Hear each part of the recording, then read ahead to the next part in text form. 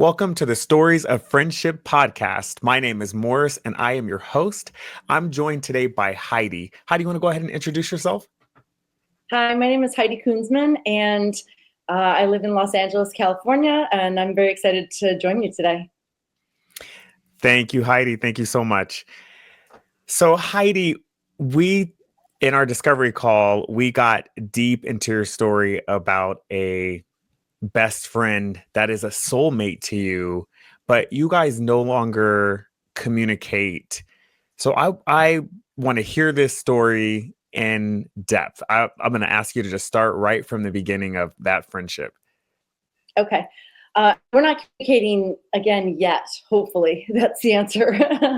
But so we met about 35 years ago, at least 35, 36 years ago, at a college orientation. And we were at orientation. We got met. We got invited to an off-campus party individually. So this person had gone around and invited individual people to this off-campus party when there was an ice cream social going on campus. And so I went to the party. I met this person at the party, and we all connected. We all, really gelled nicely together. And when we left campus, we decided to pick up a case of beer and go back to campus and hang out in someone's room.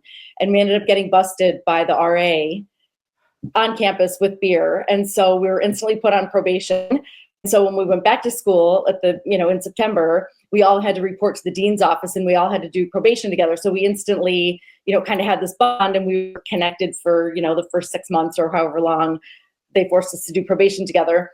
And that was the beginning of this, lifelong friendship, really.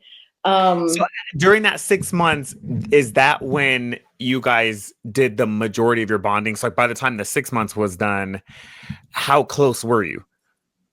No, we weren't super close. We were friends, but we came from very different backgrounds. And, it was early in college. We're both freshmen. We have no idea what we're doing, so, we were sharing bits and pieces here and there, but, we were really just getting to know each other at that point. So it was kind of through college that the friendship developed even stronger. And then after college is really when, we decided, okay, we're sticking together. And so, we were connecting over the summers. And I think it was about a year after we graduated, I moved to Connecticut, which is where she lived. And that's when we really became fast friends. So we lived together. Now, did you move to Connecticut because she was there, or that's just where life took you? No, because she was there. So I was starting my life over, after college. I had been working a job that I was ready to transition out of. I was ready to use some of my college skills. I had moved into my aunt's house, and I spoke with her one day and said, why don't you come out to Connecticut? So, and at this point, you would say you guys are close friends, or what's the designation? Okay. Yeah. No, we're very close friends at this point. I mean, we talk about everything, but we're still, fairly immature, right? We're just out of college, so we're still figuring things out. We're our split rent together with another person involved, I think was $133 a month. We were paying less than $500 a month for rent. And so we were, still figuring out life together, which was part of the fun,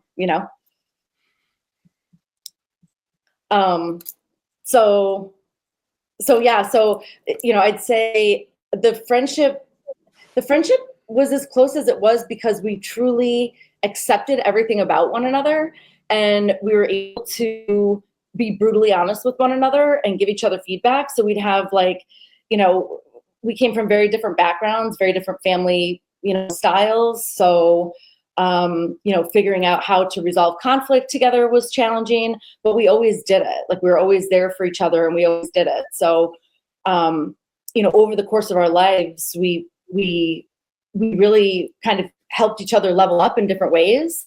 And what did that take? What are some dynamics that sets this friendship apart? Because I'm sure you had other friends, but you and her, like you guys became extraordinarily and exceptionally close.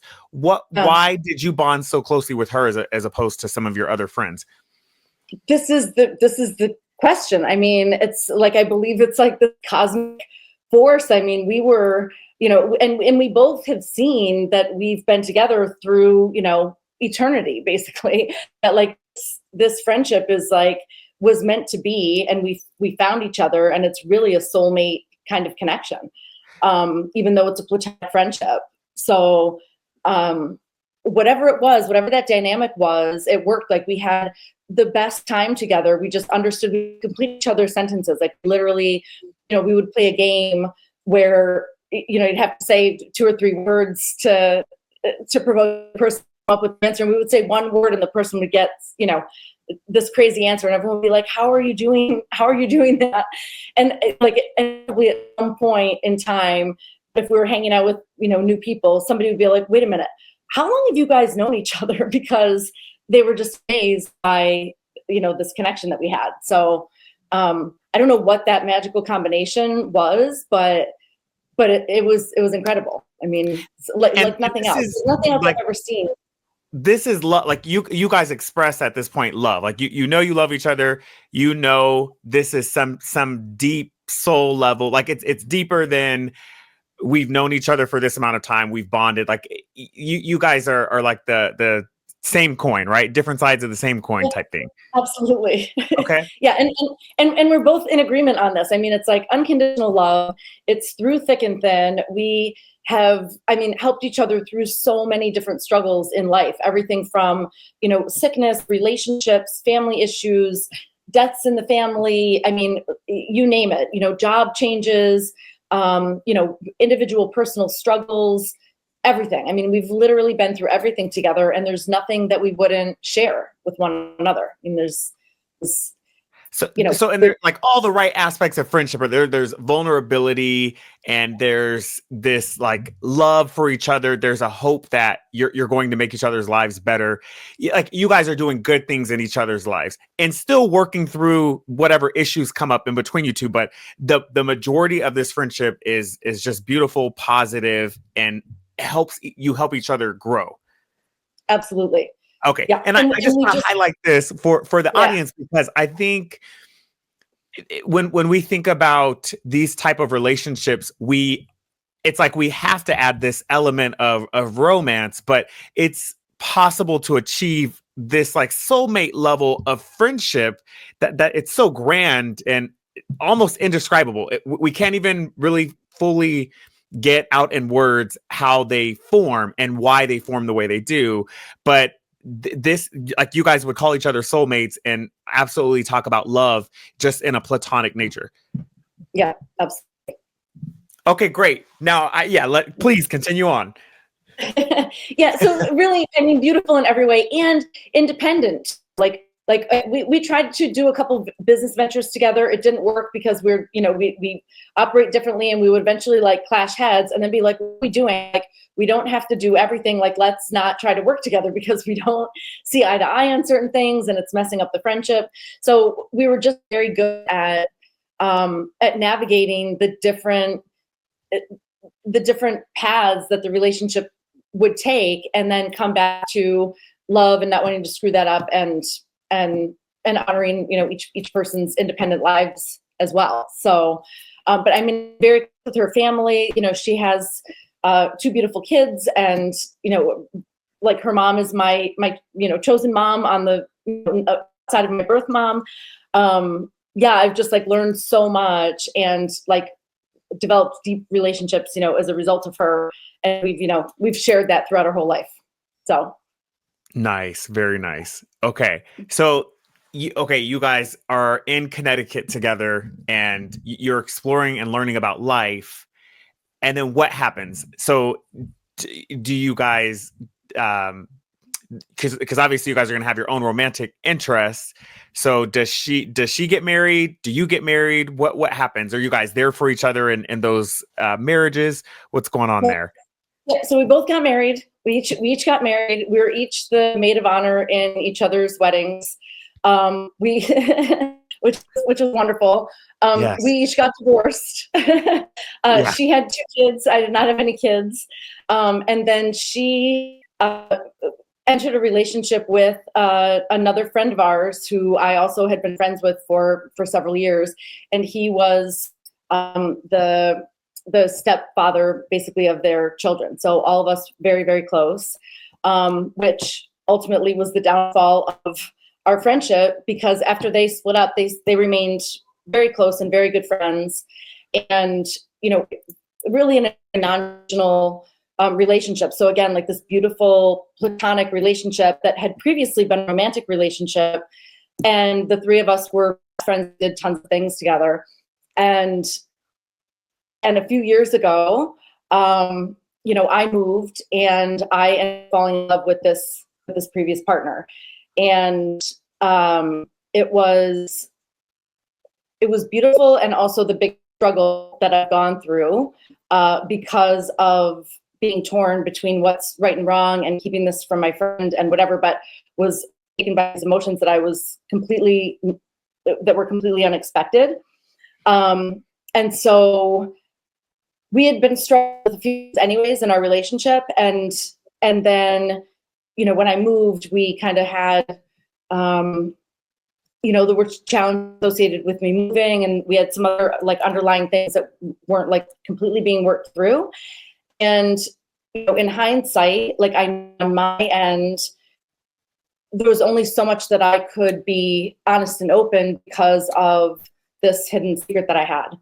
And so, as much as we have both gone through this like massive amount of personal development and like all this work on ourselves and like being open and honest with each other, were underlying things on her side as well, and also on my side. But, again, in hindsight, this was obviously a major issue, and it's like something I am not proud of at all. And so last May, I told her that I'd been out of integrity. I'd cut the relationship off like almost a year prior, about a year more than that prior. And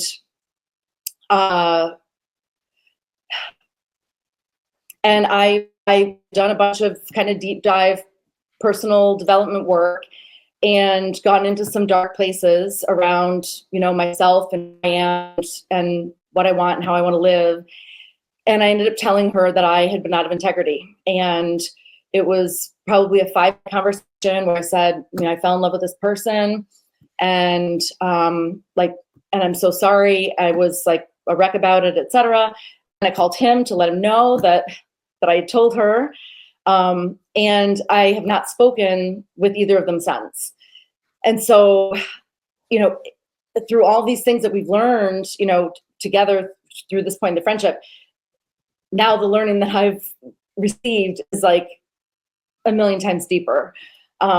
It taught me so much about myself and the value of the friendship, and, had me reflect on choices that I would have made differently, but also had to come to this realization that I cannot change the past. There's nothing I can do differently. And it was this struggle of, like, that it wasn't even necessarily the actions that caused the split in the relationship. It was being honest about the actions that caused the split in the relationship. And so I really struggled with that piece of it. Like I really, it took me months to work through kind of the daily torture that I was putting myself through. And at the same time, like having this deep sorrow and understanding of the torture that she must have been going through, and needed to realize that there's nothing I can do about that either. Like I need to respect her process and to allow her to heal the way she needs to heal.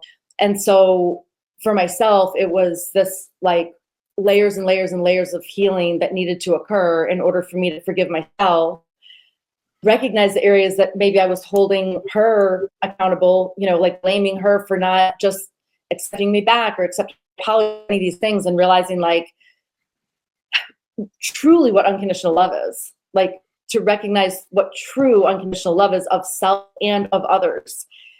And I thought I knew it before. I thought that she was somebody who had taught me that. And turns out she is somebody who taught me that. It was not until this next layer of like heartbreak and hardship and like realness, like radical authenticity that allowed me to see the gift that has been buried, all along. And so, I believe things happen for a reason. I believe that things like we're here to heal, like, you know, at a very deep level. And, had I not been authentic, I don't even know what my life would look like right now. So it was beyond painful to go through that. And I've heard messages from her. She's sent a couple of messages along the way. I know that she's excelling as well, and that this was the catalyst for her to also like make some major life changes. So in seeing like the gift that's buried beneath this, kind of horrifying shadow, with an outcome that I never expected in a million years. Like I never would have seen this coming. I never. So yeah, it's. And you told me that she still so you guys are no longer communicating, but the little bit of communicating that you've done since you told her, right, that you had gotten with her ex, she still acknowledges that you guys are soulmates. It's not we were, it is we are. Well, I mean, again, I haven't talked, but yes, I believe in every cell of my body that we both still believe that we are soulmates and will forever be, and that this is one piece of this puzzle that we were supposed to unlock here in this lifetime. And it's allowed this growth and expansion. And, I can't wait to see what she does, because I know I'll see that regardless. And at the same time, to know, like, to give her the space that she needs, that like I am here forever for all of it, for all of the emotions, for all of the every single thing that has developed of this in a real, loving, unconditional, forgiving way. No, that's beautiful. And it's funny because I was on a podcast yesterday and that was a question that came up. What happens? Like, what do you do when the friendship ends? Talk about the hard side of that. And to me, it sounds like you guys are in the best place that you could be with the circumstances. It like you still have a ton of love for her. And just to say, I want to see her story. I want to see the way it goes, regardless of how we're communicating. I still love her and so much that I know she's going to succeed. I want her to succeed, and I believe it, right? And I'm going to watch her journey without pain. I'm going to watch it and still be happy for all the strides that she's going to take. Like that's so powerful, and that's like what I would hope for anybody after they separate. And then again, like you leave that space and opportunity for reconnection. So it may not happen now, but it could happen in the future. And because you held no ill will, that's going to be a feel good moment that you guys get to reconnect in the future. Yeah. Well, I think it's such an opportunity, because I really believe that it's about healing ourselves. So any of the interactions that we have with other human beings, is an opportunity for us to heal ourselves and to heal all the emotions that have come as a result of this interaction with this person.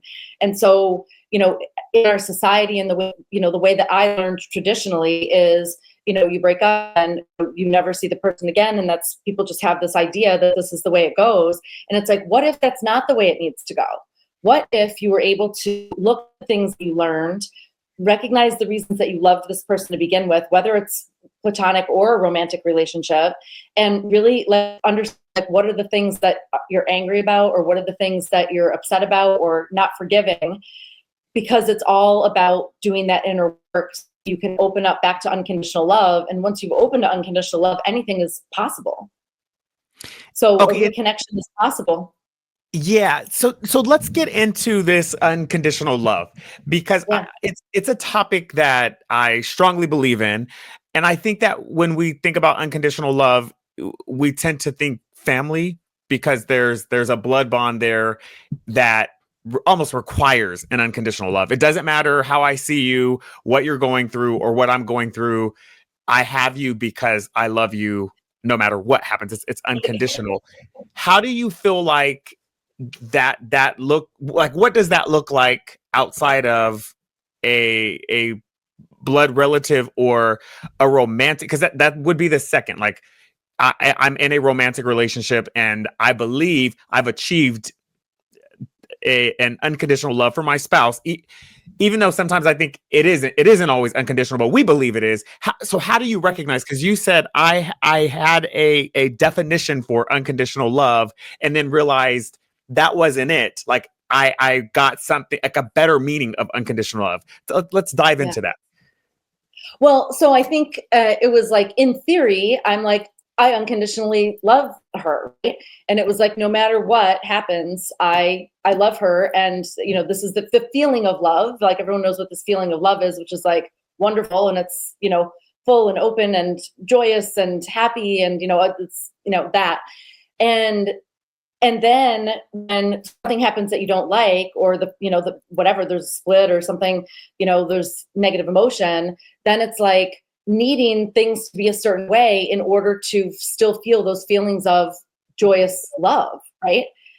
And so it's like, how do you let go? And that's, I like, our own job is to see the layers that are preventing us from still staying in a place of love, regardless of what this person does, which means like the grasping, the hanging on to, like the holding on to, the needing it to be even here right now.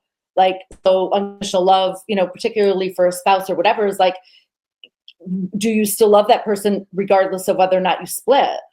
And it's like truly love without anger, blame, being the victim, et cetera. And so I realized that I loved her unconditionally, but I still, subconsciously I was like, oh, but she's going to come back around. She's going to reach out. And so I'm waiting for that. I'm waiting for her to come back around. And then when I started processing, like, what if she doesn't come back around? What if she decides that she wants nothing to do with me for the rest of my life? And now I'm like, okay, I'm like angry about that. I'm sad about that. I'm disappointed about that. I'm like, all these things. And all of a sudden I'm like, wow, this is not unconditional love. It's like, I'm loving as long as I'm getting what I want I from the see. relationship. And so I'm like, subconsciously being like, eventually she's going to, whatever. And I had to really sit with the fact that almost like death, like almost like a death where you can like truly separate and feel love even if the person isn't present anymore. And to Mm, feel this like happiness for the person and for what they're doing and what they're achieving, and that they're receiving happiness. This like idea of compersion, which is like, loving a partner unconditionally and wanting, like, loving seeing them happy regardless of what that means for them. So it's like, if happiness to her means not seeing me ever again, can I love her and be happy for her in the place that her happiness means never seeing me again? Right? It's like this like real deep, like check in with myself to be like, am I really there? And it was like, difficult for me to be happy because I was, I had this void. And of course, I'm wanting her to fill this void. And everyone's been in, anyone that's ever had a breakup, a heartbreak, even from, middle school or whatever, like when the person breaks up with you, like that void is there, and you want the person that left the void to be the one that fills it, right? right, right. Yeah. And so when you realize that you're the only one that can fill that void, and to truly love and to be happy for the other person, and to digest your own emotions so that you can turn feelings of like, understand, like, why am I sad about this? Like, what in me that's causing me to be sad? What are the thoughts I'm thinking that are causing me to be sad about this, rather than to see it as like, okay, this is something that's happened, and like I need to deal with it and process it. And like, she needs to live 100% authentically as her, and that's true love. And for her, if that means, never see me, whatever it means for her, if I can love in that state, no matter what, with no ill feelings or anger or disappointment or whatever. And it doesn't mean that I don't have all those human emotions behind it, but it's like loving her regardless of that, and to not try to force or, you know, like let go of all expectation, really. Oh, beautiful. Yeah, because so, and that was another big topic is expectations. Oh, so unconditional love, it's something that I almost avoid using because you kind of don't know how unconditional it is until it's tested. Right. Right. Yeah, because you think, oh, I love this person no matter what happens. But Right. when the test comes, that's when you get to say, oh, wait, you know what? Actually, I don't. I, Right. I'm mad, angry, and maybe now I don't even like this person anymore, and I have no love for them. And that's why I'm so careful. And I want to believe, like I strongly want to believe that I either have unconditional love or I've come as close to it as I can with some of my platonic relationships. But I just, for me, it's like careful. I love you as much as possible. Like I totally understand that. But to say unconditional is a strong, it's strong, and I don't want it to not be the truth. Right. Well, it's, I mean, that's the, yeah, that's the thing is like, it's a check-in with yourself. It's a constant check-in of like, oh, is, you know, is this real? Is it true? And if you do those real check-ins, it's like, nope, there's still something that you're hanging on. It's like showing you like, you know, nope, there's still something you're hanging on to, or there's still an expectation there, or there's still something you're maybe not sorry for and you're looking for forgiveness, but you're not actually, or there's still some blame there, or, you know, whatever that is. And like the expectation, I think, you know, like our society today has these rules of engagement around romantic and platonic relationships. And, you know, it's currently, I think, scary for people to truly let other people be a full expression of themselves and be completely independent. Like we want, because there's a security piece that we think is attached to, you know, these rules that we set up for our relationships. Meanwhile, when people are, you know, they don't want to lose their relationship, and so they're, you know, they do this and that, and maybe they're not fully honest in the relationship because they don't, because they think that they would lose the person. And, you know, I mean, that was one of the struggles, was like, you know, why I've been put in a situation where I have to choose between loving this person and loving this person, because I love both people. Yes.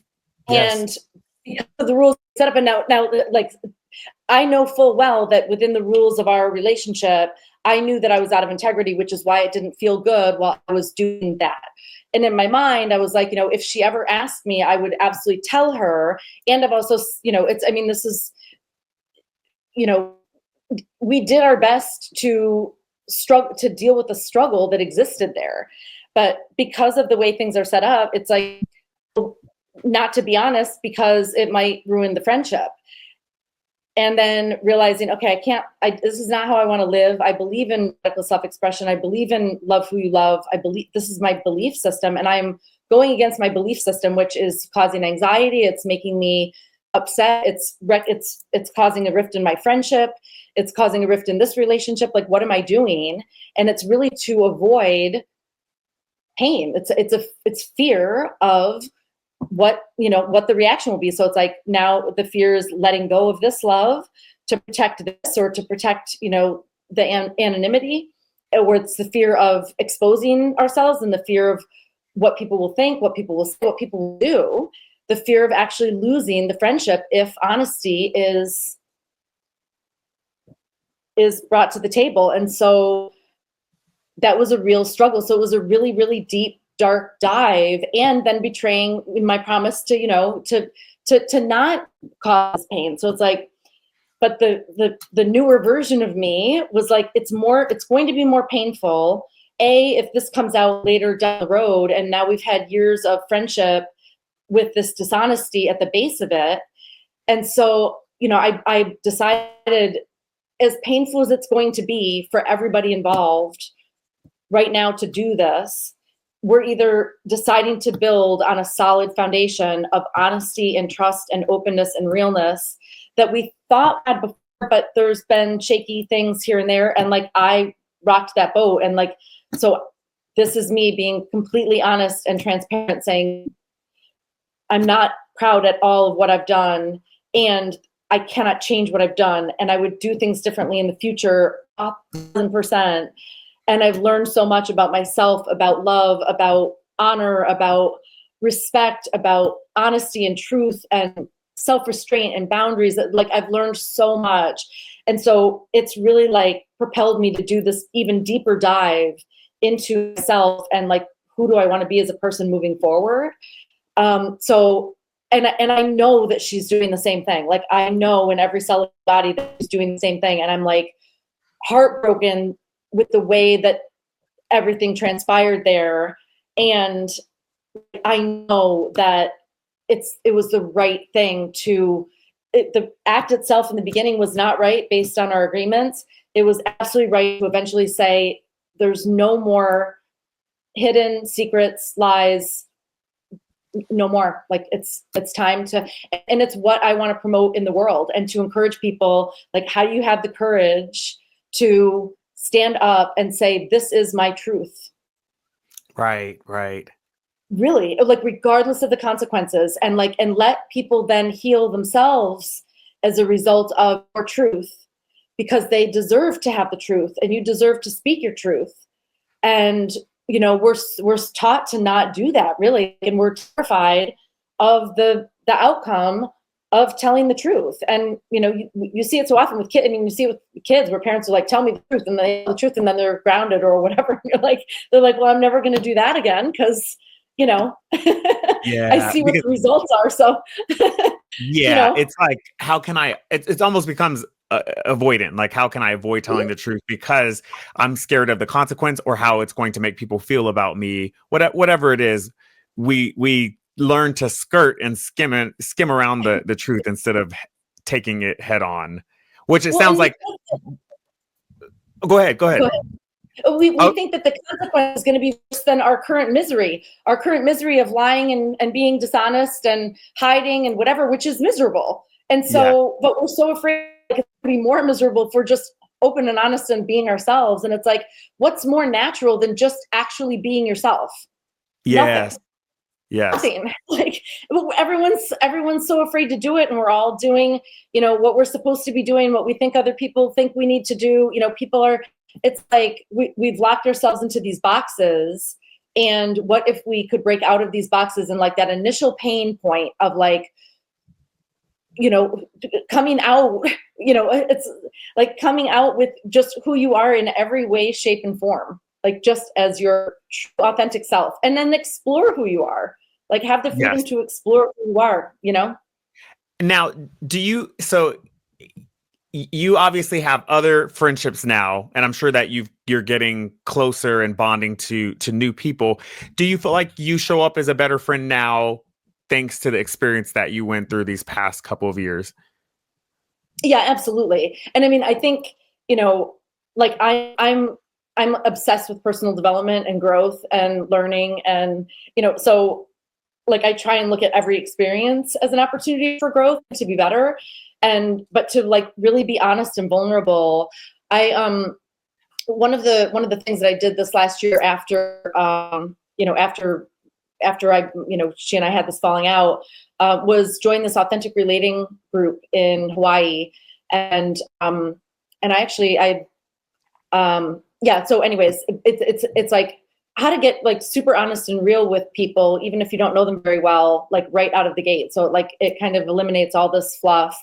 And it's like, getting yourself comfortable with just being real, just being yourself. Like, how do you truly feel, and allow other people to have opinions about whatever that is, detached from it. So, it's like learning to separate your energy from the people that you love so that you can see them in their fullness and love and appreciate them exactly the way they are, without this like, well, if they do that, what does this mean about me? What does this mean to me? If they do this, or if they love this other person, that means they don't love me as much, or that means, whatever. And so, it's been, learning, and it even took me a while to share with some of my other best friends what, how I felt, because it was, it was like shameful and embarrassing, and, I felt horrible about myself. So it was like this whole process also of forgiving myself, and like, how do I forgive myself when someone else is so upset with me that this like, this universal love is like potentially going to come to an end? How am I dealing with that myself? And to say like, how am I going to pick up and move forward? But like, so many people could use that help, right? Is like, how do you pick up the pieces after you've decided to take a stand, whether it's a, work situation, romantic situation, friendship, to be yourself and to honor yourself, and to let everybody have their own experience with you, right? Right. Right.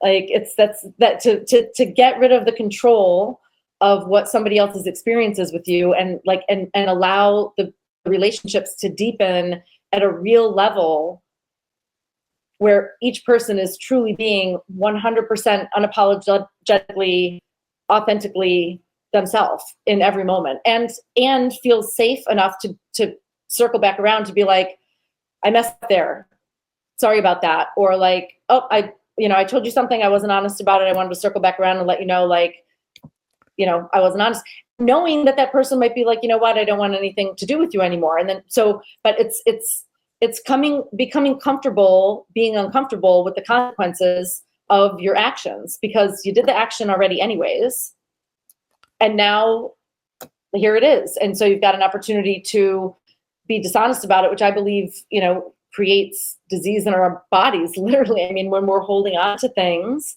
Yes. And so how do we, like, as we're becoming more open and honest ourselves, we're giving other people permission to become more open and honest themselves, and to recognize their flaws. And everyone's been a bad friend to somebody at some point in time. Yep. Everyone's been not the best partner at some point in time. So like, if we're giving ourselves, like, if we can fall on our own sword and give other people the opportunity to say, yeah, I also messed up this ship, or I also did this thing that I'm like super not proud of, and like, I'm never going to do this thing again, or like, I'm really going to, it's like opportunity for growth, really. Or we Yes. stay stuck and small and afraid, really, like stay afraid, which, there's no way to live in my mind. Agreed. And it's great insight. So you mentioned attachment. Is that in reference to like attachment theory at all? Like secure attachment, anxious attachment, like those kind of attachments? Yeah, exactly. Okay. So I kind of want to push that more, because I haven't really heard anybody else talk about attachment theory and platonic relationships.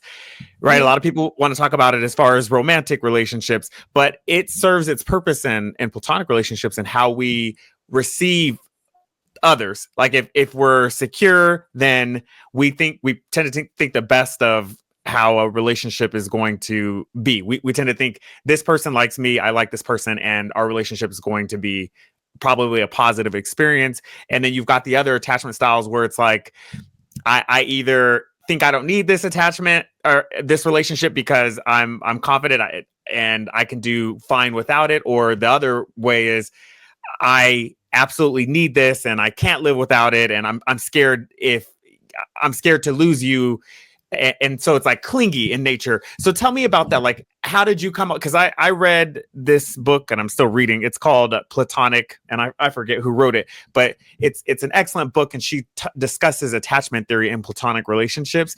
So tell me about that experience for you. Well, so I believe that everything comes back to this idea of unconditional love and like self-love, and the attachment relationships, that like they pretty much date back to your early childhood, like how you are in relationships if those things are not healed. And so the psychology behind it, right, goes back to way early in life. Yes.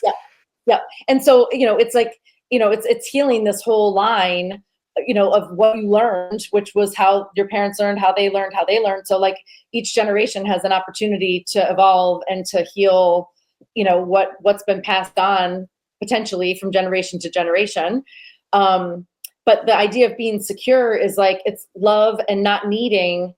it's letting go. It's like, it's this thing again of independence. And so what I learned recently, or like really in this last year, shifted things for me, which is that fear is actually the opposite of love. You know, younger years would think hate was the opposite of love. And then I learned like, uh, not detachment, but, the word's escaping me, but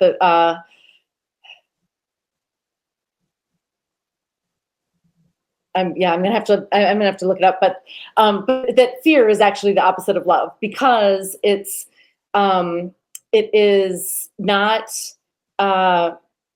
it's clinging on to rather than letting be. So like, rather than trusting and surrendering and being present and being in this like universal state of love, it's like needing things to be a certain way, or it's pushing things away because of fear of getting hurt, of whatever. But it's all about like what the other person can do to you, which means there's an imbalance internally when it comes to love, because if this action happens, it can disrupt your own feelings about yourself and cause you to be X, Y, and Z. So it's a very,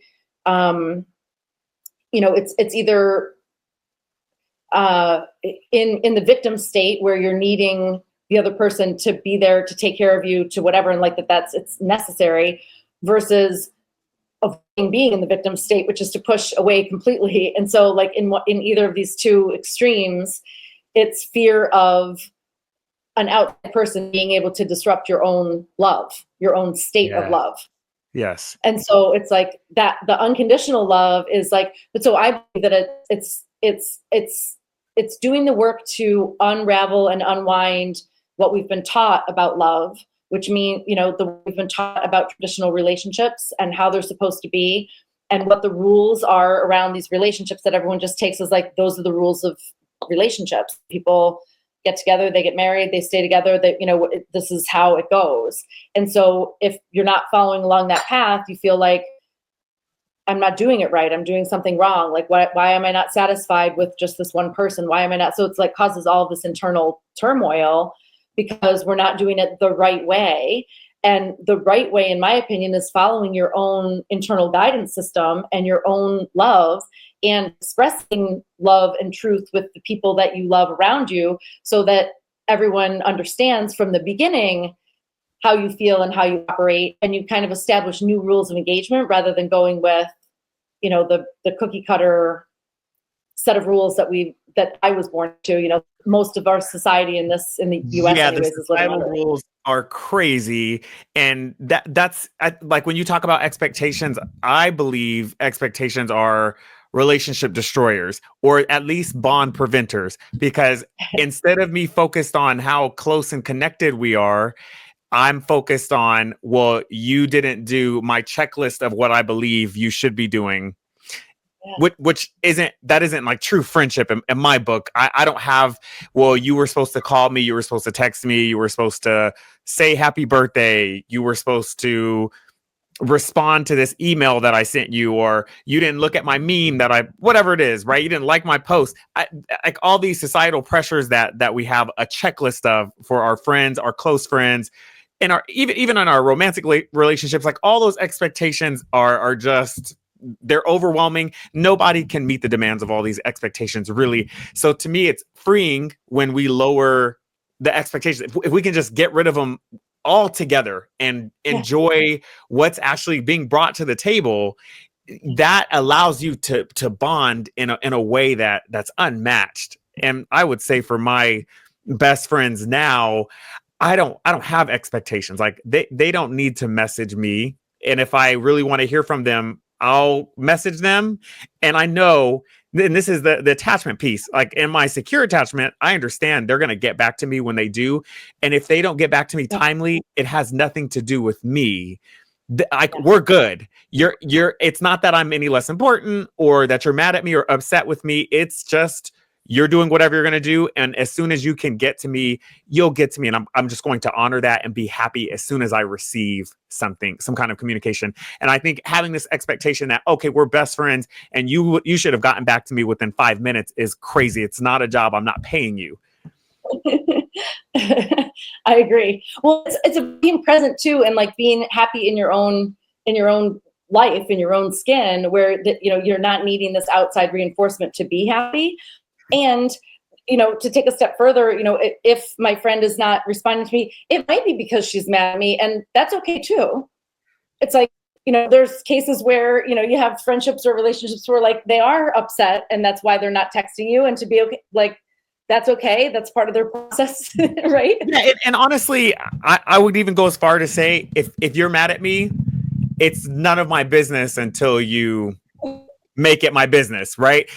So instead of me being upset because you are mad at me and you didn't tell me and blah blah blah, it's okay. Well, now you're bringing it to the table. Let's fix it and figure it out. But again, like having this expectation that you should have gotten back to me, you should have, would have, could have.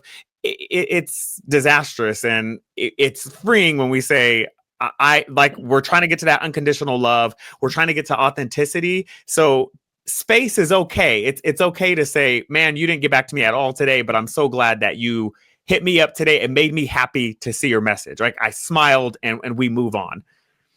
Yeah. Yeah. And then on the other side of that, I do think you set your friends up for success. So I was talking to somebody about how our expectations of, well, we're going to meet at 9:00 and you didn't show up until 9:10. Now I'm mad at you because you habitually show up late. Instead of holding that expectation, it's let me set you up for success. The rest of us are meeting at 9. You're going to meet here at 8:45. And you're gonna be here at 9, or you're gonna be early. But I'll be if you show up at 8:45. I'll be proud of you for the one time that you did make it on time, and you had to wait for us. Well, I'll tell you, time was a thing with us as well, and you know, it's one of the things that I think, you know, happens with a lot of people, and it's about establishing the respect, and it's also establishing boundaries, where you're the one that can set the boundaries too. That's like, you know, if you know I'm gonna go at 9:00. And if you can't make it at 9:00, let me know ahead of time, because I also have things that I need to do, you know, that I could be getting done. If we're going to actually really meet at 9:10, like let's both meet at 9:10. But to also be like, you know, I'm going to wait 5 minutes, but at 9:05, you know, I'm leaving. And Yes. then actually, like, you know, change the behavior and then let go. Like if you can truly let go of like, it's not going to happen this time, but then also to know that, you know, I might hesitate to make plans with you in the future if I'm going to set aside this time and then you're not going to show up, or you're going to be late, or whatever. So it's right. So so basically there are still consequences for your actions. I'm not mad or whatever, but I won't wait for you every single time. You're going to learn to either be on time or you'll figure it out. Right. Well, and that's the thing is like really, again, tuning into our own emotions, which is like, am I mad? And it's like, yeah, I'm mad. And like, why am I mad? Well, I'm mad because I'm sitting here. And then like, well, I don't have to be sitting here. I can leave and, you know, in the next time do something different to, you know, change the way things go down. Yes, yes. No, it's so good, and you're like a wealth of just knowledge of friendship because you've explored it so much. And I think it's beautiful to have a soulmate, and just to know that there's somebody in this lifetime that you connected with on that deep of a level that you know you guys are always going to look out for each other no matter what your status is. So it's powerful. So tell me, Heidi, what would you leave with the audience? Like, how important is it to have that? Like, have somebody that you would consider best friend, soulmate in a platonic form, and how important is friendship to this life?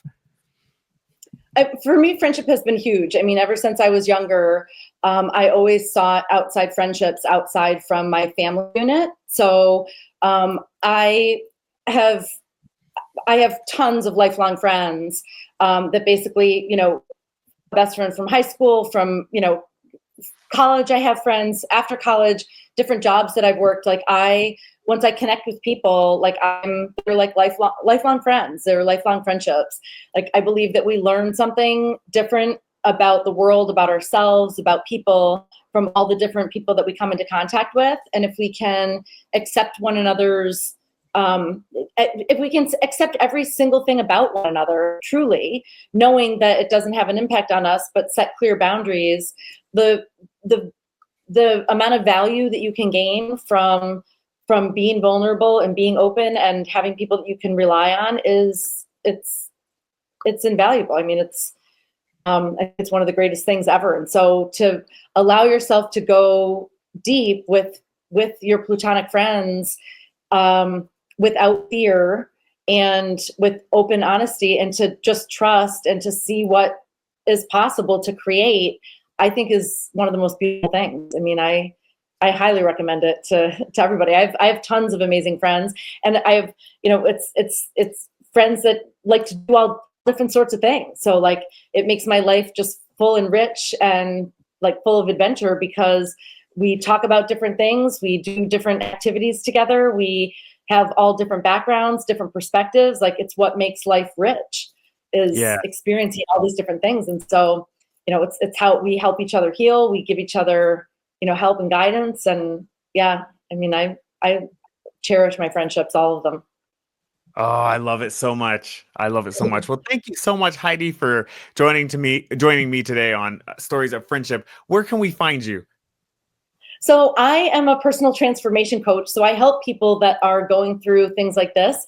My goal is to help people become their true, authentic self. So whether they're, looking for relationship advice or career or health, like how to take care of themselves, but really living their best, truest, authentic life. So seeing where they're stuck in their life.